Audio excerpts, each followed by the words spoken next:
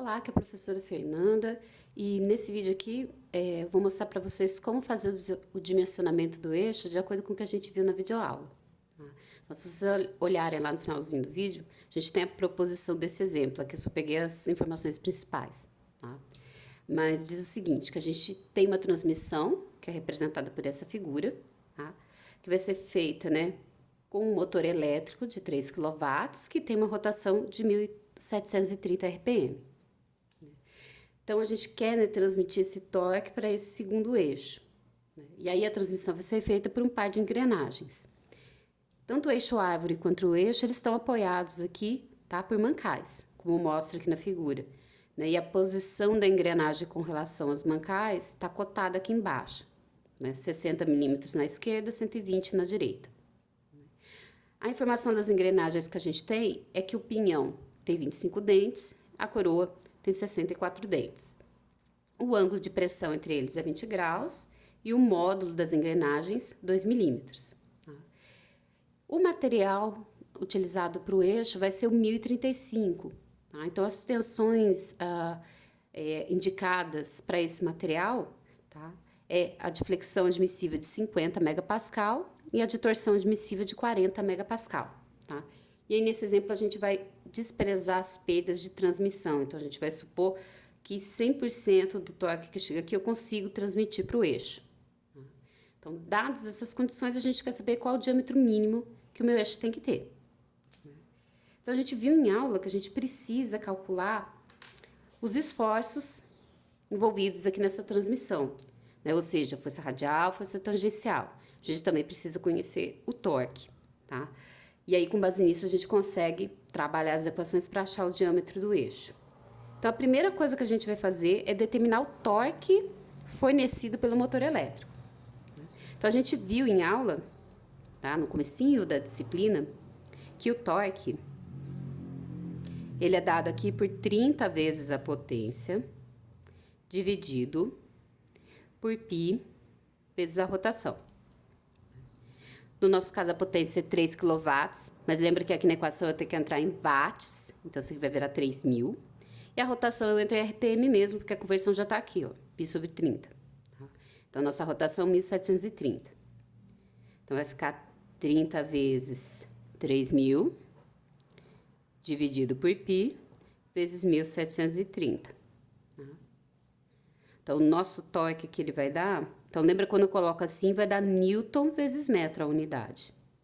Então, a gente vai ter 16,559 newton vezes metro. Bem, como a gente expressa o diâmetro do eixo em milímetros, tá? Para facilitar para a gente, eu vou passar o torque aqui, que está newton vezes metro, para newton vezes milímetro. Eu vou pegar o metro e passar para milímetro. Então, o que acontece? De metro para milímetro, a gente multiplica por 1.000. Então, eu vou pegar esse valor e multiplicar. Estou fazendo isso porque, ó, o metro está aqui em cima, ele não está dividindo o newton. Então, se eu multiplicar esse valor por 1.000, eu vou ter que o torque do motor elétrico vai ficar 16.559 newtons vezes milímetros. Isso aqui vai facilitar para a gente, porque aí o diâmetro já vai sair em milímetros, tá? Bem, então a primeira etapa a gente fez aqui. Determinei o torque fornecido pelo motor elétrico. A partir dessa informação agora, a gente vai determinar as forças envolvidas aqui na transmissão entre as engrenagens, né? A força nos dentes da engrenagem. Então, é força tangencial, força radial. A gente também já viu que a força tangencial a gente obtém a partir do torque do motor elétrico. Tá? Deixa eu dar tipo uma numerada aqui, para não ficar confuso. Então, a gente já determinou esse primeiro. Bem, da força tangencial aqui, a gente vai ter, né? A gente viu que a força tangencial, ela vai ser 2 vezes o torque do motor elétrico, dividido pelo diâmetro primitivo do pinhão. Tá? Tô usando do pinhão porque, ó, o torque do motor elétrico chega diretamente no eixo do pinhão. Tá? Por que eu tenho esses dois aqui? Lembra que geralmente a gente faz raio, porque é a distância da aplicação da força até o centro do giro.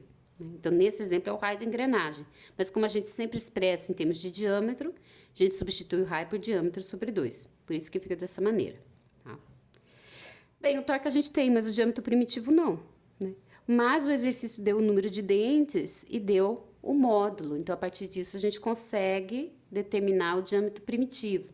Então, a gente viu lá no conteúdo de engrenagens, tá, que o diâmetro primitivo, e nesse caso aqui é do pinhão, ele vai ser o módulo vezes o número de dentes do pinhão. Então, o módulo é 2 e o número de dentes aqui é 25. Então, esse daqui vai dar 50 milímetros, porque o módulo foi dado em milímetros. Então, agora esse valor que vai entrar aqui na equação da força tangencial. Então, a gente vem aqui e vai ter, vou escrever aqui mesmo, que a força tangencial vai ser 2 vezes. Como eu vou trabalhar com o torque em newton vezes milímetro, para facilitar para a gente, eu vou deixar o diâmetro em milímetros, tá? Para cancelar e ficar só newtons no resultado. Então, eu vou ter 2 vezes 16.559 dividido pelo diâmetro, que é 50. Então, a nossa força tangencial aqui vai ser 662,38 newtons. Então, isso aqui já temos uma primeira parte. Agora, a gente precisa da força radial. A gente viu, né, que aí a força radial, ela depende do ângulo de pressão. Então, a nossa força radial aqui, ó, ela é a força tangencial vezes a tangente do ângulo de pressão. Então, a gente vai ter aqui a nossa força tangencial de 662,38 vezes a tangente do ângulo de pressão, que é 20 graus. Então, isso daqui vai resultar em 241,09 newtons. Tá? Então, segundo parâmetro importante aqui que a gente obteve. Bem, e por fim, né, a gente calcula aqui só, nesse caso é mais para a gente conhecer a força resultante. Então, a força resultante, ela nada mais é do que a raiz quadrada da força tangencial ao quadrado mais a força radial ao quadrado. Então, isso vai ficar o 662,38 ao quadrado mais 241,09 ao quadrado. A gente vai ter uma força resultante de 704,89 newtons. Mas aqui pra gente o que mais interessa, tá? É esse valor aqui e esse valor aqui. Tá? Depois, mais pro final, a gente vai trabalhar com esse aqui para calcular o momento ideal. Feito isso, né, determinadas forças atuantes aqui nos dentes da engrenagem, agora a gente precisa trabalhar, né, calculando os momentos fletores nesse eixo, tá? Daquela teoria de barras. Então, a gente vai calcular, como a gente viu na aula, em 2 planos. Um plano que é na direção da força tangencial e o outro plano que é na direção da força radial, tá? A gente vai fazer esses 2 cálculos para determinar o momento máximo em cada plano, para depois, no final, a gente calcular o momento resultante e, por fim, o momento ideal. O momento ideal, a diferença é que ele inclui o torque do motor elétrico. O momento resultante, não, ele é o resultante entre o momento da força tangencial, né, do plano dela, e o momento do plano da força radial. Então, vamos começar aqui, por exemplo, pelo plano vertical. Vou escrever aqui para ficar mais organizado. Então, o plano vertical, quem atua nessa direção é a força radial. Bem, então, aqui a gente vai ter que dar uma lembradinha de resistência dos materiais. Né?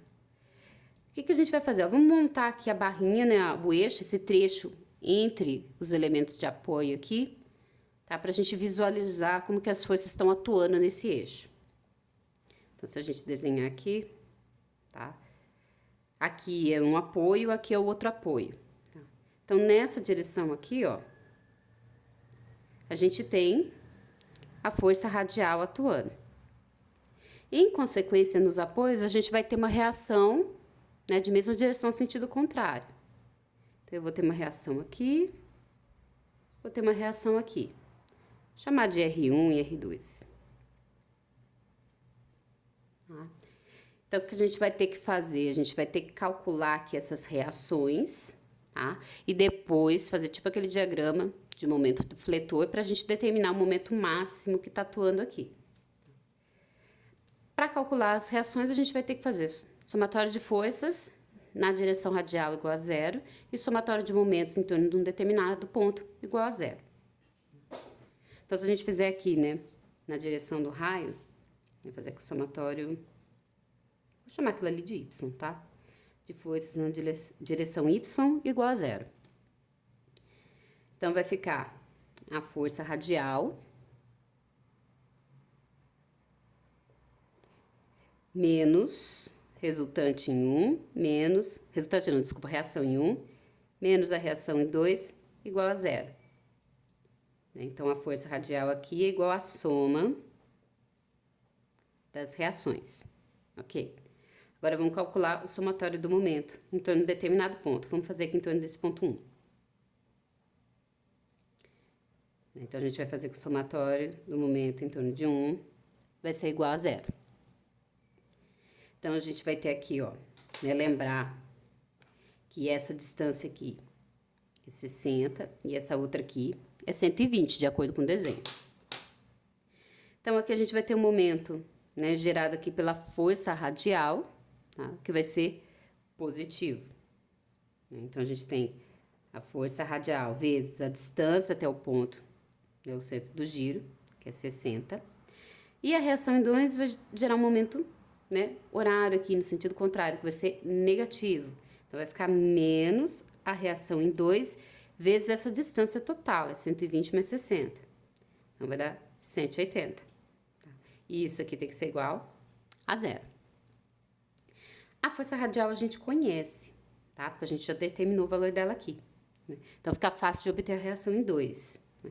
Aqui eu já vou escrever um pouco mais direto como que fica a equação, tá? Eu passo isso daqui pra cá, vai ficar positivo, depois eu vou passar o 180 dividindo. Então, vai ficar que a reação em 2 é a força radial vezes 60 dividido por 180. Então, isso vai ficar 241,09 vezes 60 dividido por 180. Tá? Então, a reação em 2 aqui vai dar 80,36 newtons. Agora, eu vou pegar esse valor e substituir aqui, né? E substituir o da força radial aqui também para determinar R1. Então, aqui a gente vai ter que R1, eu vou passar aqui subtraindo, é a força radial menos a reação em 2. Então, isso vai ficar 241,09 menos 80,36. Então, a reação no ponto 1 vai dar 160,73 newtons. Então, ok. Calculamos aqui as reações, os apoios. Agora, a gente tem que montar, né, o diagramazinho do momento fletor, tá? Aqui o que está acontecendo? A gente está adotando as direções positivas dessa maneira aqui, né? A força, quando está aqui para cima, a gente está adotando positivo, tá? O momento nesse sentido aqui, a gente adotou como positivo, tá? No caso aqui da flexão da barra, geralmente quando a barra ela flete dessa maneira aqui, ó,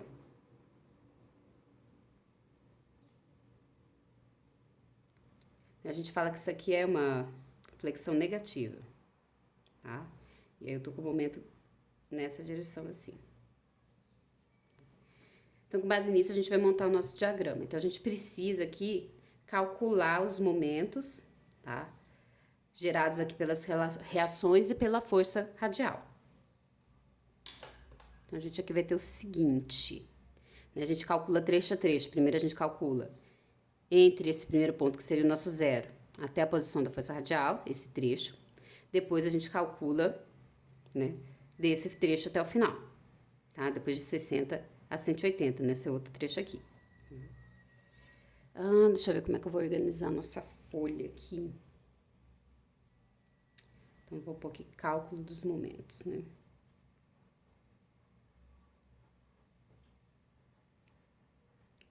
Dos momentos. Fletores. Então, primeiro a gente tem aqui entre 0 e 60 milímetros, tá? Nesse primeiro trecho aqui. Bem, nesse primeiro trecho, tá? Em que a gente está trabalhando nesse ponto aqui, tá? A gente vai ter, né, como se fosse um somatório.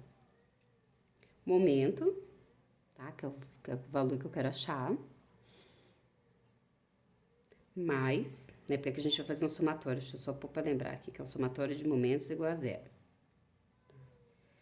Então, meu momento aqui, depois, em torno desse ponto aqui, quem vai gerar momento para mim é a reação em 1, tá? E ela vai gerar nesse sentido anti-horário. Então, ela vai ficar positiva. Então, isso aqui vai ser mais reação em 1 vezes a distância de 60. Tá? E aí, isso aqui tem que ser igual a zero. Então, esse meu momento aqui, ó, gerado nesse ponto central, desculpa a letra aí, vai ser menos, porque eu vou passar isso aqui pra cá, a reação em 1, tá? Que é 160,73 vezes os 60 milímetros. Então, isso daqui vai dar menos 9.643,8 newtons vezes milímetro. Tá? Negativo porque, ó, isso daqui tá sendo uma flexão negativa, tá? Ela tá entortando a barra para cima, vamos dizer assim. Tá? Depois a gente faz o cálculo agora, ó, nesse outro trecho aqui, tá? Entre 60 e 180, tá? Pra gente ver as reações que a gente tem aqui de momento, tá? Bem, então agora a gente vai fazer entre 60 e 180 milímetros, que é o comprimento total, tá? Então, a mesma coisa, a gente faz o somatório dos momentos igual a zero. Então, a gente tem, né, o momento que eu quero determinar, o valor do momento aqui.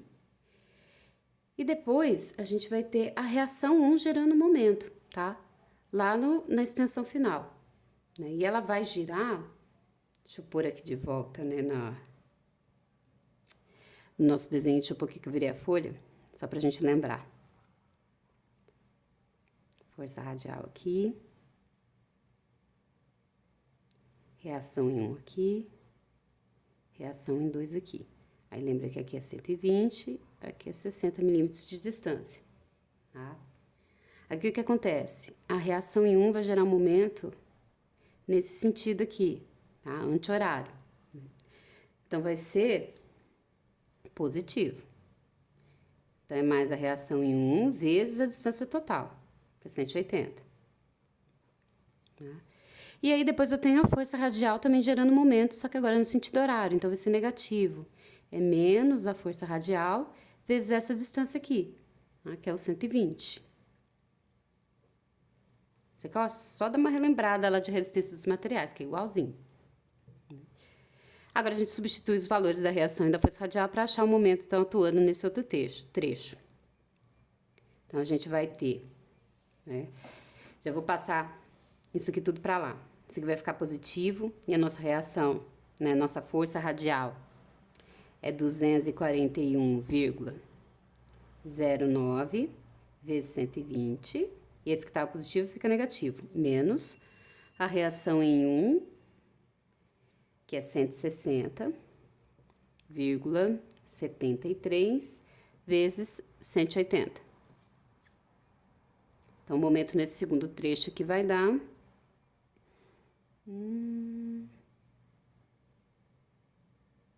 Vai dar aqui, né? Daria menos 0,6, que é aproximadamente 0, tá?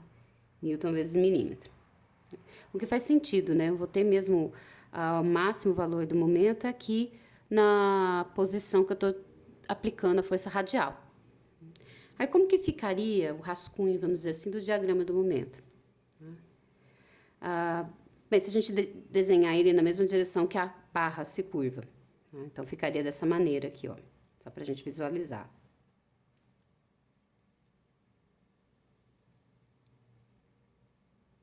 Aqui o momento, que é a distância x, vamos dizer assim.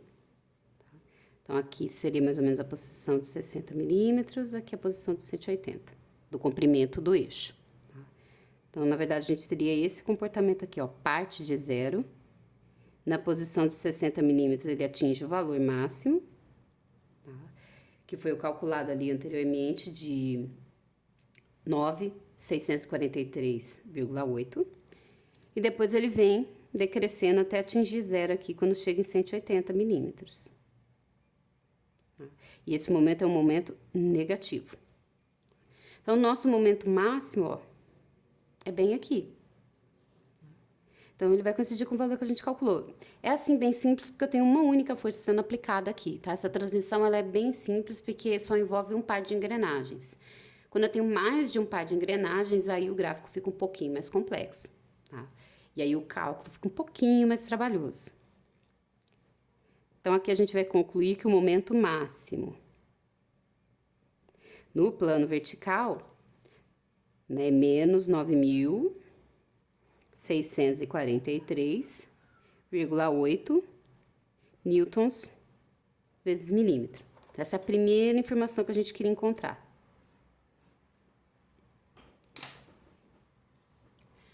Agora, a gente vai para o plano horizontal.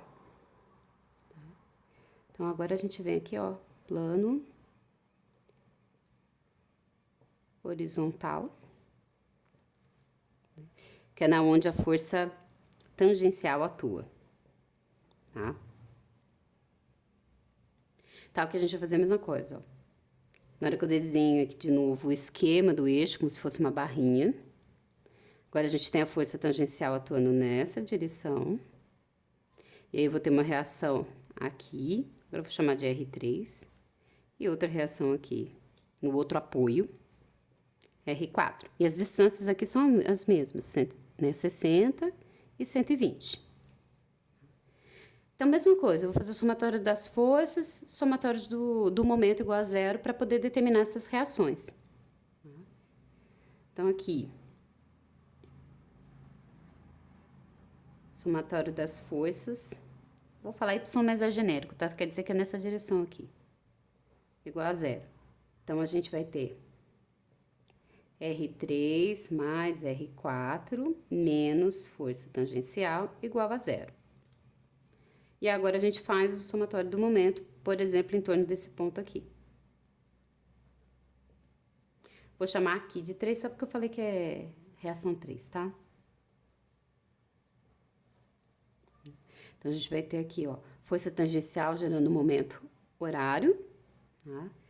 Então, é um momento negativo, vai ficar menos força tangencial vezes a distância aqui, que é 60, tá? E a reação em 4 vai gerar um momento positivo. Então, é mais R4 vezes a distância total de 180. E isso aqui tem que ser igual a 0. Então, agora eu vou isolar o R4 para determinar o valor da reação. Então, R4 aqui vai ficar a força tangencial vezes 60 dividido por 180. Deixa eu ver se vai dar para enxergar aí. Dá. Então, quando a gente faz esse cálculo, a reação em 4 vai dar 441,59 newtons, tá? Agora, a gente volta nessa primeira equação para determinar a reação em 3. Ah, não, desculpa, que notei o valor errado aqui, gente, peraí. Não é esse valor, não. Esse aqui é 220 0,79 newtons, tá? Desculpa aqui. De caneta não dá para pagar, né? Agora sim a gente vai substituir o valor para achar R3. A R3 é maior porque está mais próximo aqui da força tangencial. Então, aqui o R3 vai ficar a força tangencial menos a reação em quadro. Então, isso daqui vai dar. A força tangencial a gente já tinha determinado no outro exercício, tá? Que aqui eu já coloquei o cálculo direto. Mas ela é 662,38. E aqui menos a reação em 4, que é 220,79. Agora sim, a reação em 3 é 441,59 newtons. Agora, com as reações calculadas, eu consigo fazer o diagrama de momento semelhante com o que a gente fez ali. Nesse caso agora, tá? Nesse plano, o eixo ele tende a fletir dessa maneira aqui, ó. E aí a gente vai considerar essa flexão positiva, tá? Porque o momento tá atuando dessa maneira aqui, ó. Então, o que a gente vai fazer aqui? Mesmo passo a passo daqui, a gente vai calcular o momento atuando no primeiro trecho, de 0 a 60, e depois o momento que atua no outro trecho, tá? De 60 a 180. Então, aqui, entre 0 e 60 milímetros. Então, a gente vai fazer um somatório aqui de momento igual a 0. Então, tem esse momento M aqui, né, qualquer.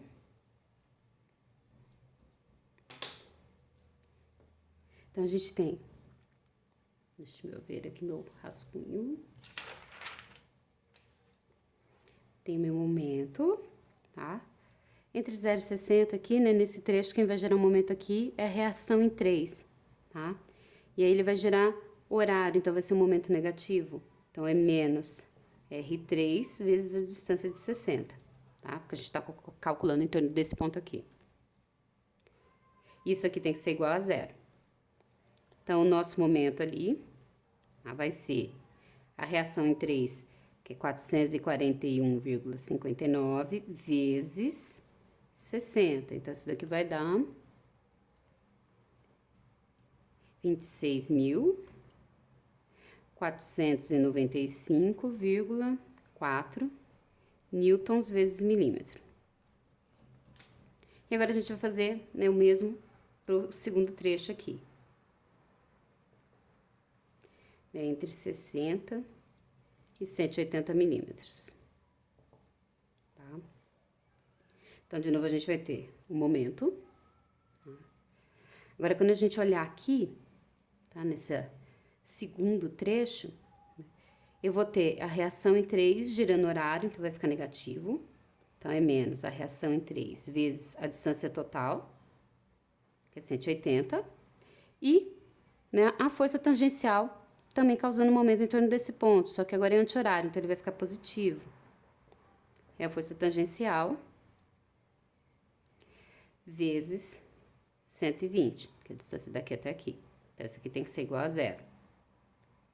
Então, o nosso momento aqui, tá, vai ficar, vou passar todo mundo para lá aqui. Então, o R3 a gente calculou, né, que era os 441,59 vezes a distância de 180, que eu passei para cá, ficou positivo, e esse aqui vai ficar negativo. Força tangencial, que é 662,38 vezes a distância de 120. Tá? Então, isso daqui vai dar, né, mais ou menos 0,6, que é aproximadamente 0 newtons vezes milímetro. Tá? Então, quer dizer que quando eu começo a caminhar de 0 até 60 milímetros, o momento vai crescendo até chegar nesse valor. Depois ele começa a decrescer até chegar a 0. Tá? E aí, como que ficaria o nosso diagrama? Também vou desenhar ele na direção que o eixo flete, tá? Então, ficaria dessa maneira aqui, ó.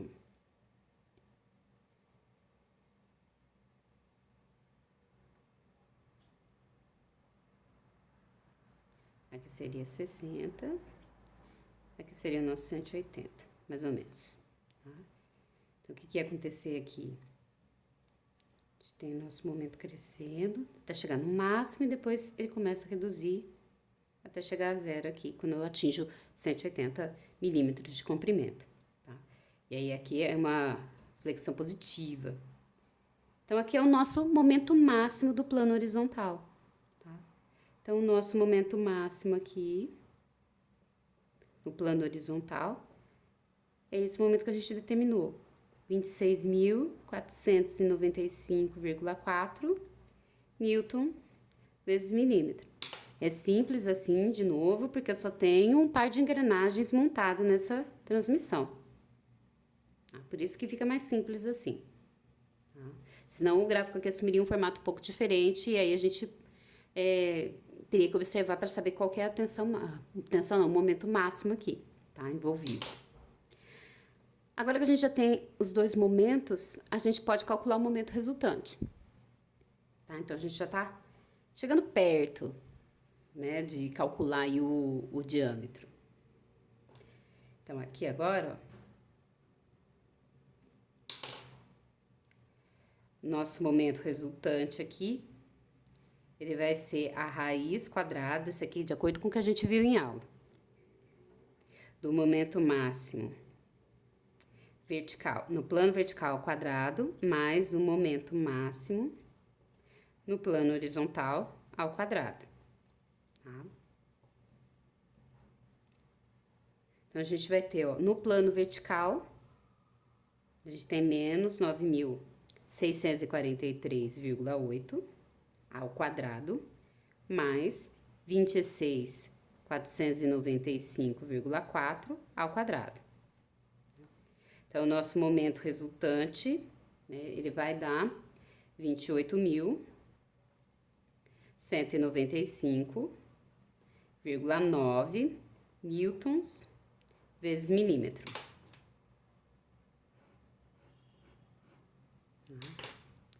Então, a gente já estamos pertinho do final, porque agora eu vou calcular o momento ideal e depois com ele a gente consegue calcular o diâmetro.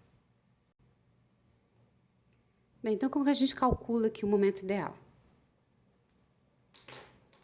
Então, a gente viu em aula que a expressão que determina o momento ideal, né, ela é a raiz quadrada do momento resultante ao quadrado mais, tá, aquele coeficiente de Bach dividido por 2 vezes o torque do motor elétrico. Isso aqui também é elevado ao quadrado. Bem, o número, né, esse coeficiente de Bach aqui, ele relaciona as tensões admissíveis, tá? De flexão com torção.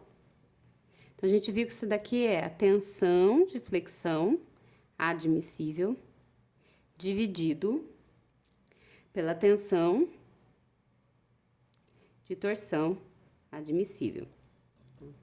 Então, no nosso problema aqui, a tensão de flexão é 50 megapascal, a tensão de torção é 40 megapascal. Então, vai ficar 50 dividido por 40. Então, isso aqui a gente vai ter 1,25 dessa constante. Agora, a gente introduz esse valor aqui e substitui o momento calculado e o torque obtido do motor elétrico. Então, a gente vai ter aqui que o momento ideal vai ser a raiz aqui. O momento resultante, que a gente calculou, 28.195,9 elevado ao quadrado, mais o coeficiente de Bach, que é 1,25, dividido por 2, e vezes o torque do motor elétrico, tá? Que a gente calculou de 16.559,5. Isso aqui elevado ao quadrado. Tá? Então, na hora que a gente faz o cálculo aqui, né, coloca esses valores na calculadora, a gente vai obter um momento ideal de 30.035,4 newtons vezes milímetro.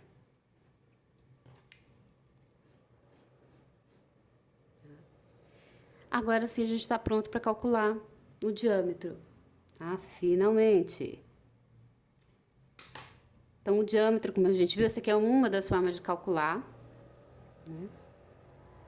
né? Que ele vai ter que ser maior ou igual a 2,17 vezes aqui a raiz cúbica, não é raiz quadrada, tá? Do fator de forma, vezes o momento ideal, isso aqui dividido pela tensão de flexão admissível. Eu puxei demais aqui. Fator de forma aqui, ó, né? No nosso caso, vai ser B igual a 1. Por quê? Nosso eixo, tá? A gente vai considerar maciço. Então, por isso que o B vai ser igual a 1. Senão, a gente tinha que calcular de uma maneira diferente, tá? Então, agora a gente vai substituir, porque, né, a tensão admissível já tem, o momento ideal a gente acabou de calcular. Então, nosso diâmetro aqui ele vai ser maior ou igual a 2,17. Vai multiplicar. Fator de forma é 1. Momento ideal, 30.035,4, dividido pela tensão de flexão admissível, que é 50. Tá? Aqui eu posso deixar em megapascal, né? Porque eu tô trabalhando aqui em newton vezes milímetro. Tá? Então, ok, deixar aqui em megapascal. Porque aí o diâmetro já vai sair em milímetros.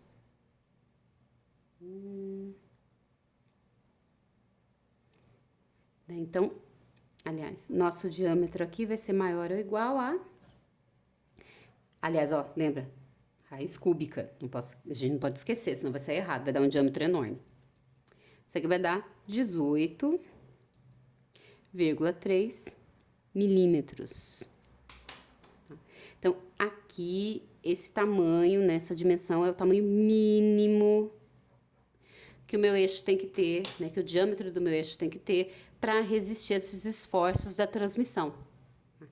Se eu trabalhar com eixo árvore com um diâmetro menor do que 18,3, ele não vai resistir, ele vai quebrar, tá? Por causa dos esforços. Então, esse aqui é o tamanho mínimo. Se eu colocar de 20, tá a favor de segurança. 25, tá a favor. Mas lembra que eu falei que a gente tem que tomar cuidado de não escolher muito maior, porque não tem necessidade. Vai ficar super dimensionado, vou ficar com o sistema mais caro, sem necessidade, porque eu não tenho esforços tão grandes assim para justificar. Tá? Então, a gente trabalha com essa referência, procura um valor mais comum, né, comercial, mais próximo desse aqui, mas sempre acima. Bem, então, espero que, né, resolvendo esse exemplo tenha ajudado a entender como trabalhar as equações. E qualquer dúvida é só me perguntar no site da disciplina ou aqui nos comentários do vídeo. Tá? Então, né, até a nossa próxima aula aí.